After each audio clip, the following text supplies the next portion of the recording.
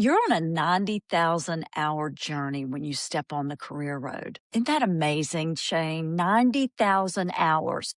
So it is a long game, and you need to treat it as a long game, not just a series of 8-hour days. If you have a passion for what you are doing, you will work it into your life, and your life will work into it, and you will find space for both things. Welcome to the Social Dialogue Podcast. We're a mother-daughter team, both working in the world of social media management.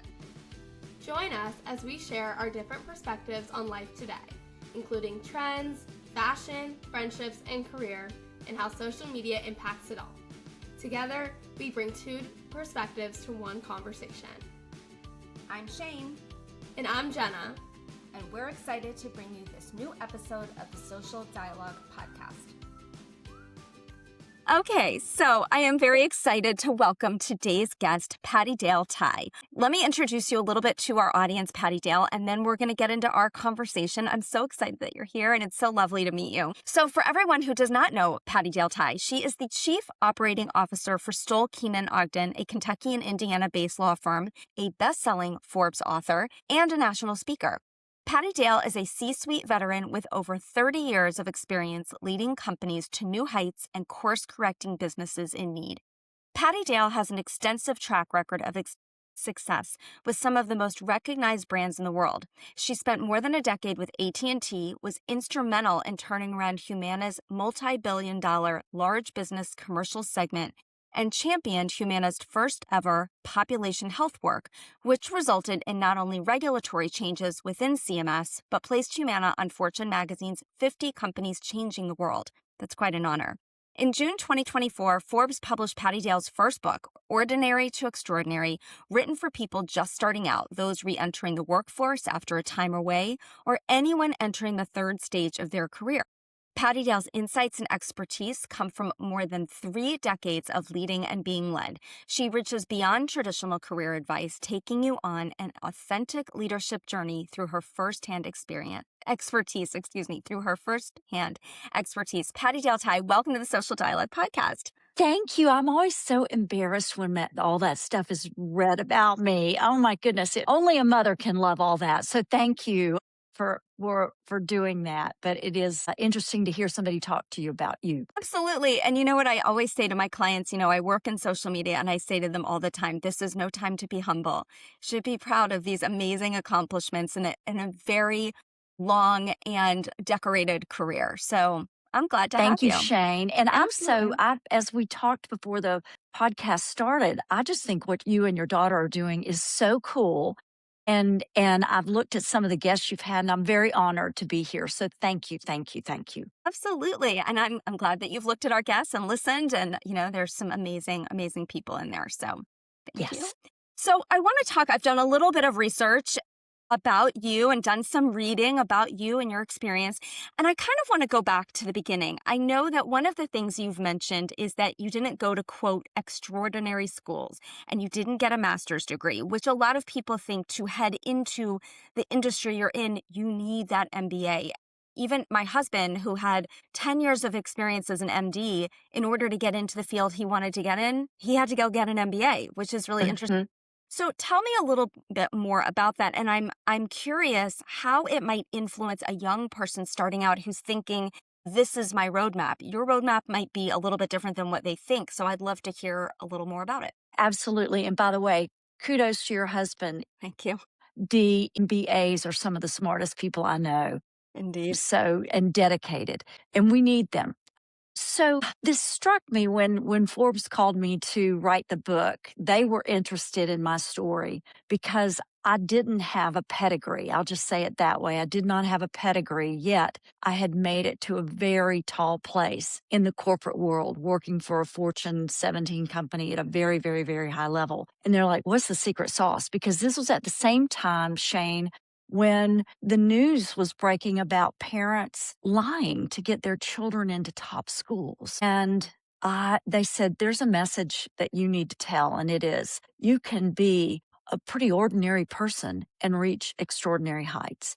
So let me tell you a little bit about that journey. It started with my parents. Like, you're a fabulous parent. with having Jenna on and you all doing this amazing thing together. My parents were a little worried about me as a teenager. I was a very happy kid, but I had no interest in breaking a sweat. I was ordinary at everything, and my sister and brother were not that way. They were tall and moving forward in sports and academia, and I just was not. So they had my aptitudes tested, and your aptitudes are really key to understanding what makes you tick and be happy at the same time. They are a secret elixir to career, in my opinion, to life. I had them tested rather early. I had them tested at age 15. They actually don't completely cap out, fully reveal themselves until about age 18. But I've had mine tested 3 or 4 more times, and they were exactly the same, maybe a little bit more nuanced when I, did them at 25, but they were pretty much right on the same line that they were when I was 15 years old. And when I finally let them guide me, Shane, in my career, it was like I finally had all the propellers giving me all the energy and the motion I needed to skyrocket forward. So I didn't need the MBA. I didn't need a pedigree school. And by the way, I'm a University of Florida grad and a Meredith College. Yes, so I think it's a fact. Florida grad. We were meant to be together. And it is an extraordinary school. It is one of the new public Ivies. It is, but it wasn't when I went. No, me neither. But I never mean to put my alma mater in a bad light. It just wasn't at that time that top tier Northeast or West Coast school, but it certainly is now. Yes, my son is a freshman there, and we talk about how there's no way in hell I would have gotten in today. No way. Me neither. Well, a Gator Nation family, I just love that. Yeah. And did y'all watch the softball games together at night? No, or the baseball games the other he night? watched them and he was reporting them in because he's already gone for the summer. So, but he was reporting them in. So yeah, he's big Gator fan. And so he has a pedigree. He will always be able to claim that pedigree. But I felt that, and Forbes felt that was an important message because there's no one track to career success. What there is a deep need to track with would be your aptitudes and what you are really good at that lights you up. You can be good at a lot of things, but if they don't track back to what you feel you can love, your husband might have been told forever, you must be a doctor, you must be a doctor, you must be a doctor. But then when he got into it, he realized, I love the research part of it more. I love the scientific part of it. So he had to pull that aptitude out that had been sort of sitting there whimpering, saying, pick me, pick me, pick me. And suddenly he does. And then he's off to the races. If you don't use your aptitudes, you will be frustrated and you won't know why. And it won't be your parent, your teacher, your spouse, your role. It will be that you have a musical aptitude dying to get out, and you never dance or sing or listen to the music radio on road trip radio turned all the way up until your watch says, danger, there's too much noise in this room. Anyway, that's a long story, but that was sort of my code to break. Well, it's interesting because we talk a lot about having been through the college search piece now twice. We talk about how unfortunate it is that kids at 17, 18 years old have to decide on their major. But what if they listened to what you're saying and instead did some of that aptitude testing so that kids, the decision that they're making at 17 or 18 years old is actually correct, where they're headed into some sort of field. And it still could change, but that these are the skills that light me up, that I'm good at. I'm going to be successful in college. Whereas I think some kids are like, well, I have to go to business school. That's what I have to do. So they get into the business school, they get there. It's hard. They hate it. They don't do well. They can't get an internship. Their grades are reflective. So then what? Now it's junior year and they have to figure out what to do next. You've nailed it. It's a big heavy thing to put on a 17-year-old shoulder to declare. I was talking to some folks a couple of weeks ago, and there were not a lot of jobs in their community, in their daughter's community. And so every one of them, the friends, they were going into nursing. And you know what? You've got to have that in your DNA. That Absolutely. is compassion, connectivity on a whole different level. And so 9 out of 10 of them had dropped out because they're like, this is nothing I want to do. But the money waste, the emotional waste, the thing that, they hit a wall at a very tender age, and it wasn't their fault. It's just that they didn't think there might be another way to go about this thing called career. Yeah, absolutely. I mean, you do have to find what makes you happy, or how would you ever be good at? I remember freshman year, someone told me to take this class that was called Rocks for Jocks. It was a geology course. And they're like, it's so easy. It's the easiest class in the entire University of Florida. I got a D plus in that class Well, because I wasn't interested in yeah. rocks. I'm also not good at studying and regurgitating into multiple choice tests. I went to a very small private high school. We didn't do that. So Uh-huh. it was a terrible decision for me. And Yeah. if I had instead been like, well, what am I actually interested in that I could get a good grade in this first semester of college, that would have actually helped my GPA quite a bit. Yes, and we have to look at the whole aperture, not just the one factor in the aperture. Absolutely. Okay, so once people are in their career and they found what they like, some people are workaholics, but some people are looking more for that. And we learned this from one of our guests, from Kate Latz, that it's not work-life balance we're looking for, it's work-life integration. So we're kind of living with that, because I think it makes a lot more sense. But I'm seeing it, even with Jenna, she is in New York with, right now it's a part-time internship still. She's moving toward that full-time position, but she's working 20 hours a week in one place and then another set of hours a week in another place. And then she's mixing in her Pilates classes and finding her way around the city and doing what she wants to do. So it's a beautiful way. But one of the things that I know you've talked about is this whole 9 to 5 work schedule and how that's actually problematic. And I'd love to hear more about that, because for me, I don't have 9 to 5. Sometimes I'm on my computer at 5:30 in the morning because I've got a busy day. Sometimes I'm gone all day and then I'm on at 10 o'clock at night. Sometimes I'm on a conference call doing the laundry. So, Yes. and I work from home and I'm my own boss. So it's a benefit that I have. Not everybody has that. So I'd love to hear more about your philosophy about 9 to 5. So I love Kate Latz, and I think that integration is a perfect word. So the 9 to 5, two things about it. Number one, if you are waiting for 5 o'clock to get there for your role, you really need to rethink what you're doing. So part of that message is you're on a 90,000 hour journey when you step on the career road. Isn't that amazing, Shane? 90,000 hours. So it is a long game, and you need to treat it as a long game, not just a series of 8-hour days. So that's part of it. The second is, just like you described, if you have a passion for what you are doing, you will work it into your life, and your life will work into it, and you will find space for both things. I love what you talked about with your daughter.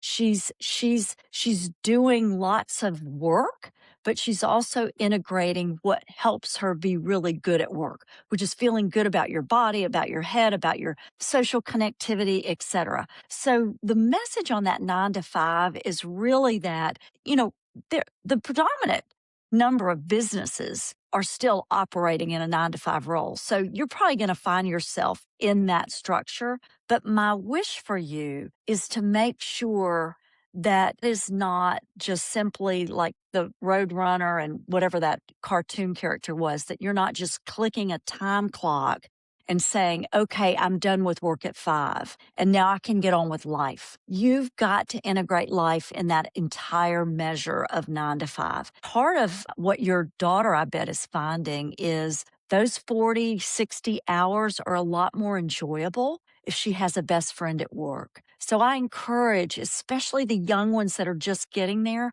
find the best friend at work. They are there.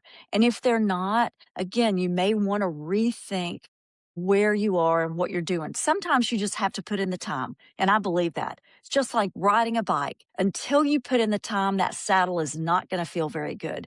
But once you put in the time, then you can begin to look at those nuanced things like having a best friend at work. The most engaged people, this is for those who lead also. The most engaged people in your workforce are going to be those that enjoy coming to work because it's a social connectivity space for them. We are a connected society and we need to have friends at work. And as an employer, as a leader, you need to make the space for people to have friends at work. That, Shane, is also how you're integrating life into the 9 to 5. And a lot of times you're taking the 9 to 5 folks that you work with and bringing them into the after 5 work that you or life that you love. So that's the integration to me. It's not just clicking a time card and saying, I cannot wait to get out of this place at 5 o'clock, right? Absolutely. Yeah. My first job out of college, I worked in Chicago and I worked for a company that hired in my department a lot of people who were 25 and under. We had so much fun together. I mean, Yeah. we would get together every Thursday night, must-see TV, Friends and Seinfeld. We watched it live. You know, if you got there late, we wouldn't buzz you into the apartment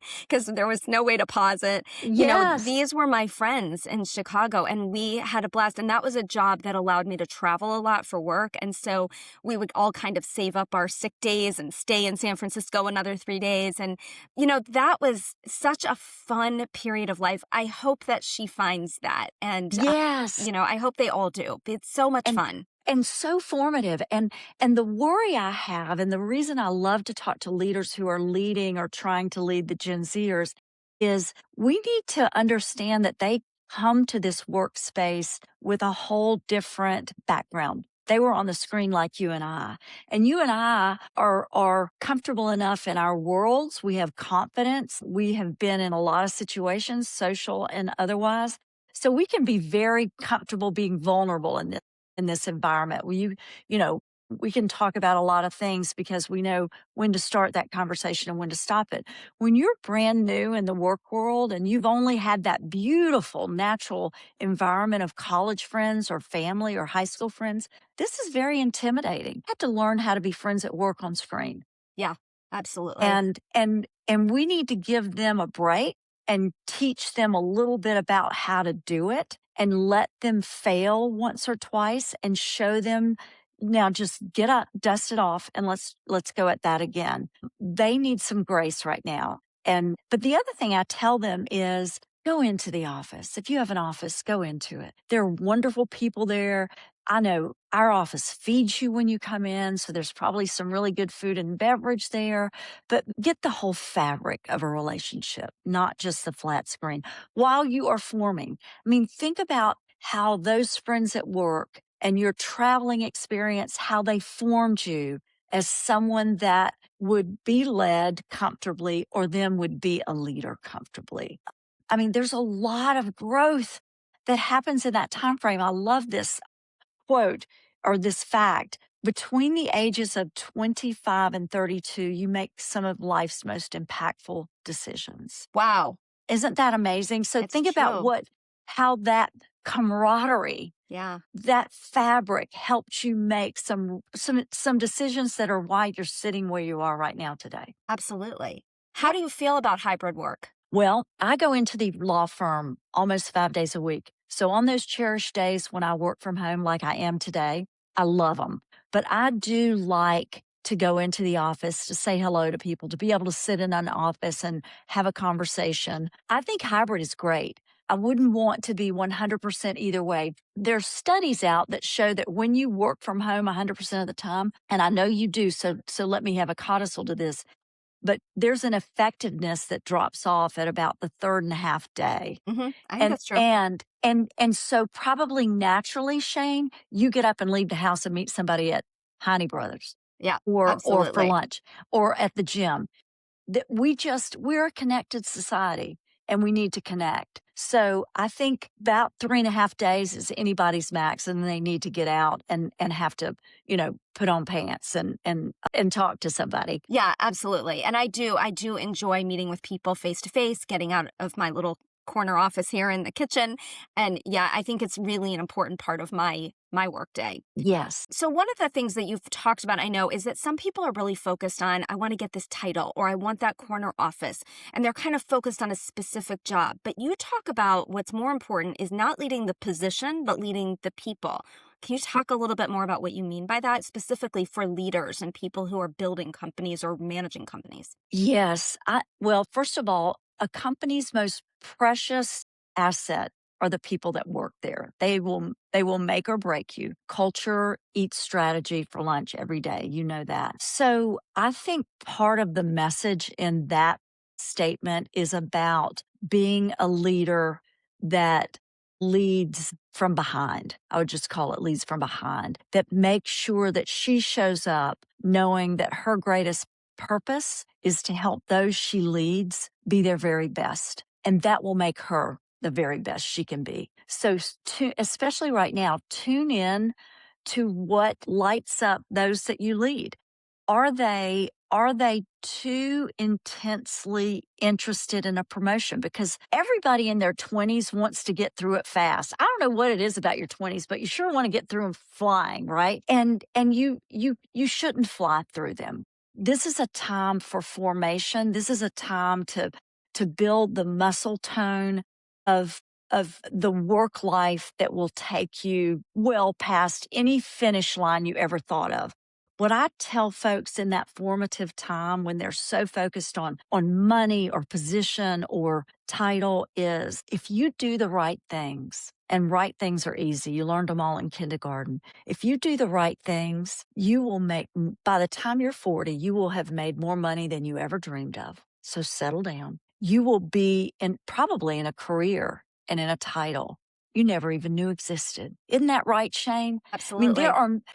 your kids are majoring in things or majored in things that we had a block called business management. Right. Now they have sliced down to the tiniest part of that. But but but relax, right? Not too relaxed, Right. but relaxed on the forward motion. Right? You want it, but right now you're forming. You cannot get out and run a marathon on Saturday when you have not run 3 miles the prior Thursday, right? This is a long game. It's 90,000 hours. You are going to shoot to the moon. You just don't even know where the moon is right now. So don't over architect. Don't think you are falling behind. Pay attention to what you can do really well. More importantly, I think, pay attention to what your boss can do really well that you can ladder up to. And then you become a link in her chain that is going to guide you and take you to a place you never even knew. So that may sound also ethereal, but it's really the basic building blocks. Yeah. Right? Yeah. What did we learn in kindergarten? I love to say lead with generosity.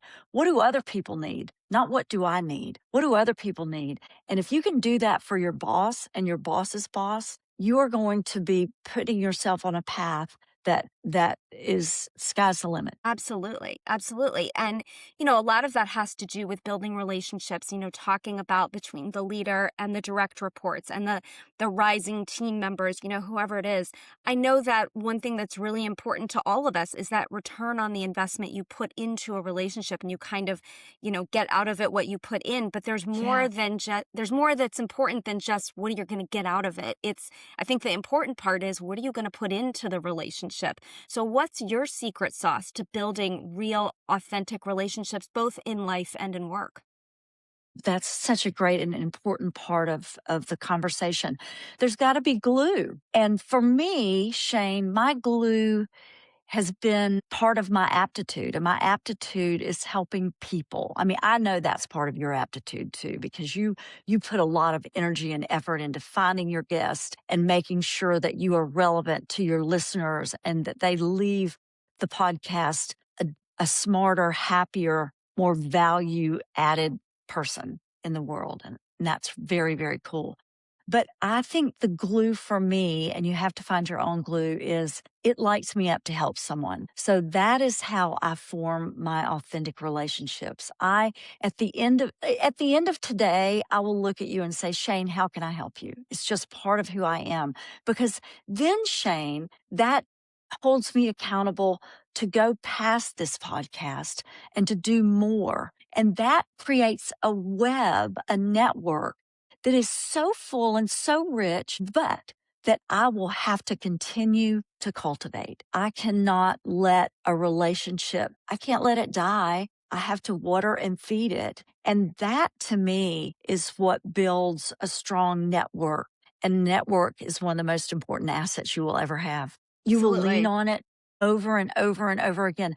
I lean on people I knew in high school. One of my biggest regrets is I don't have a lot of my friends from University of Florida that I keep up with, the Gator Nation. Mm-hmm. Made new ones, but I don't have those classmates. So I encourage people that are in that natural network of college, stay connected. LinkedIn is a beautiful way, but there are many social media platforms that people can use.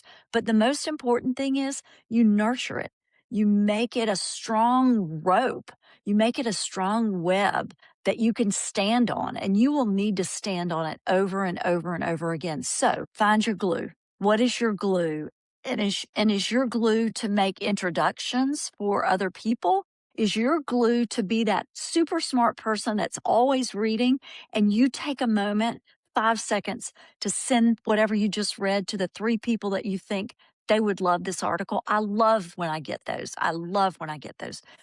But find your glue. I have a great group of friends, and our glue is wine. And there's nothing wrong with that, right? Nope. But it's the most interesting. It's 30 women and 2 very smart women that moved to Louisville put this together. And they made it easy for the 30 of us to get together the 3rd Wednesday of every month at one of our homes. And we even bring our own glasses so the hostess doesn't have to wash a glass, which is the biggest pain in the Love neck about a that. 30-person Yeah. wine party. But the host picks a topic that has to do with wine.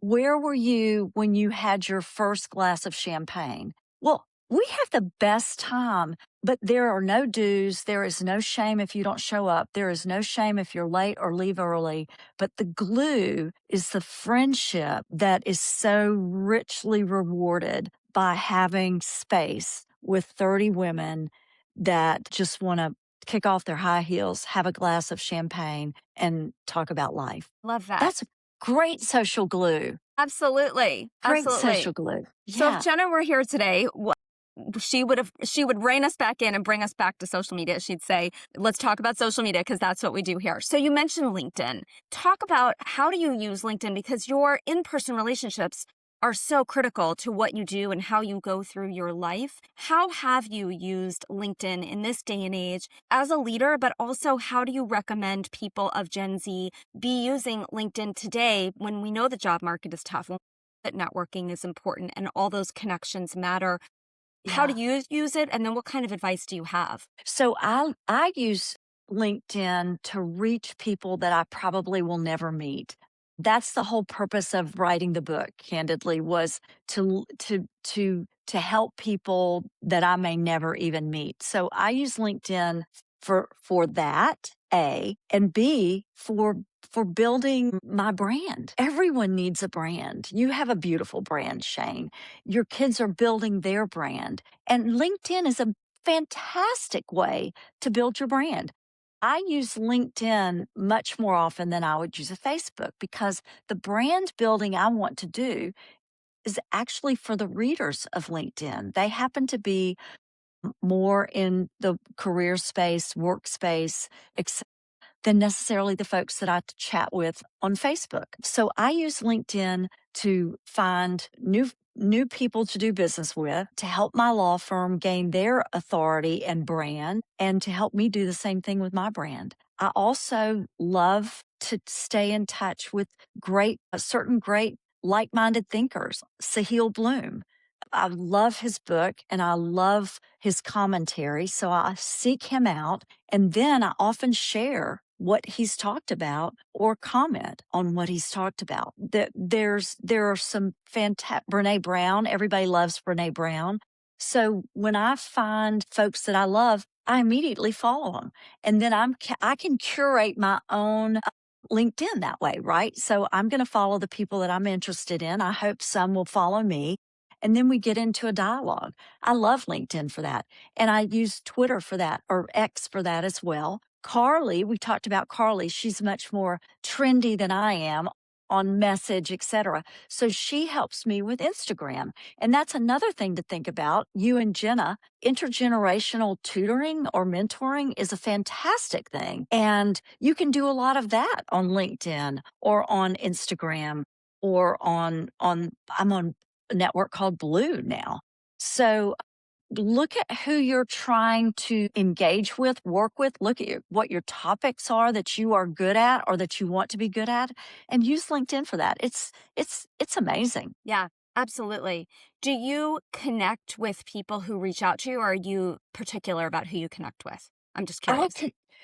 I worked for an amazing entrepreneur when I first started. As my first chief operating officer job, and he never turned down an opportunity for a meeting. And I take that with me every single day, and I meet with a ton of people, and some of them end up not being as valuable as maybe I had hoped, but for the most part, I didn't waste a minute. So I do that with LinkedIn, and really quickly you can find out if you were just on a random dial that somebody wants to sell you copy paper, and you don't have to invest much time in that. You didn't have to drive to a Starbucks and then figure it out. It's a very efficient platform. So I tend to not blanket say yes. I tend to look at them. Who are they following? Is there a connection space? And yes, I'll connect. And if I can help somebody. Yeah. Not necessarily with the copy paper, but Right. if I can help somebody, because it's an efficient way to do that. Yeah, absolutely. I agree. Yeah, I feel like I've gotten more particular who I accept going forward. When it was new, I just connect with anyone. Now I'm a little more like, I know why you're reaching out to me. Exactly. So I'm a little bit more particular than I used to be, but I do love to connect with people on LinkedIn, and I reach out and connect with people every day. Every day I'm reaching out to someone. Yeah. So I kind of want to bring it home and wrap it up with your more than 3 decades of leading and setting culture and helping people kind of rise up and build companies that make sense, that work for the people who work there. So I want to talk just a little bit about Gen Z and how, this job market is tough. I'm reading that it's getting a little bit better, God willing. But I'm just curious from your perspective, what's getting somebody in this first entry-level job right out of internship? What's getting them the position, and what's helping them keep the position? So it's really interesting. I think it was a professor at Columbia University say that no longer are the bulk of the jobs going through college recruiting. The big companies that still have the big bucks for college and campus recruiting, they are scraping the top 1% to 2% off. So manage your expectations, right? That's the first thing I tell people. And then know that you need time in the saddle. This may not be the perfect first job, but you need a first job, right? So, and you need that, Shane, because leaders are in a very big rush these days. They have more to do. The incoming of information and the expectation of production is higher than it's ever been. And they don't, sadly, have as much time to train. So get experience wherever you can. And that might come with no dollars. I mean, you said your daughter is doing a non-paid internship. No, she's paid. She's just paid very Partially, little. But part-time. She is paid. It's Yeah. part-time, so it's not a full-time job yet. Yeah. But I say that even if it is volunteer, give yourself time to get some experience. This isn't for the rest of your life. Nothing is forever, right? Nothing is forever. Except religion, marriage, and hopefully friendships. And I can make fun of all of this, and I was going to say, and hopefully your teeth, but get yourself some experience. And if that means volunteering to get that, go to a not-for-profit. I tell people that when you can go to a not-for-profit and do work that gives you an edge later in business, that is a twofer because you're giving back to community. And by the way, this generation wants purpose in what they do. So if you can get a twofer by doing some volunteer work at a not-for-profit, taking all that rich learning you've had in college and applying it to somebody, an organization that needs it so desperately. And then, by the way, there goes a position on your resume that I did this, that, or the other. And now you've got a hiring manager that looks at you and says, okay, I know they know how to do this. They're proven. I don't have to, get them into this first level, blah, blah, blah. So that to me is a great way. And back to the original conversation, I believe I heard that over 50% of this year's college grads are going into more trade than necessarily business or professional services. Then in the world wrong with that? I have a nephew that had a brilliant college career and then a great, set of letters beside his name when he graduated. But he went to trade because it found his work life in a better place. It shot him to the top very quickly because he was able to work with his aptitudes, which are fine motor skills, and got him to a really good place.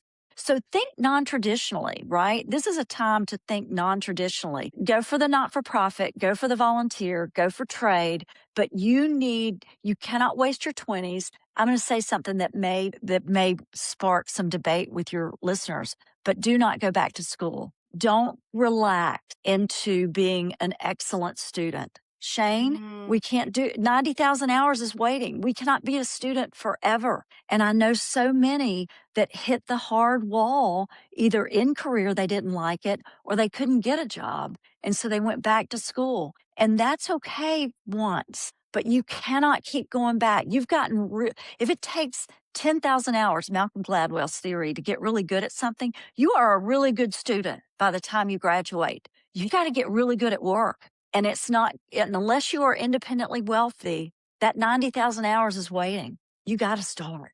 You got to walk out on that road and jump in. So did that help answer that? Absolutely. You think it helped the Gen Zers? Absolutely. Yeah. And I'll tell you, from the moment I got that D+ in Rocks for Jocks, I knew I wasn't going to grad school. So I didn't care. I just had a good time in college.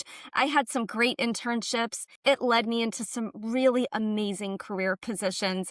Yes. And, Jenna's kind of the same way. She was never going to go to grad school. She had a good time in college, and she is on her way, living in the city, getting to the point where she's going to be able to afford herself soon. I just love hearing that. And because it's not the traditional way of thinking right now. Yeah. Right? It's planning for 2 more years of school or 4 more years of school, and then I can start life. You can start life sooner than that, right? But we have to think non-traditionally, right? That's, even though I say shout out to the 98, and I'm in the 98, I'm not in that rarefied air. My career finally did take me to that rarefied air, as yours has as well. So think non-traditional. The social media platforms are really good at taking an opinion that's this big and making it megaphoned to this big. Don't believe everything, right? Believe yourself, learn your aptitudes, learn what lights you up, and then go do it. Get started. Get started any way you can. Absolutely. Such good advice. For more advice, people can get your book, Ordinary to Extraordinary, on Amazon. That's right. It's available. So everybody go read Pattie Dale Tye's book. They can also find you, am I right, PattieDaleTye.com. PattieDaleTye.com, and it's IE. And our lovely local, I know you go way past Louisville, but Carmichael's Books and Borders both have my book. So I love to shout out to the local because they do so much for our beautiful community and beyond. So I love that.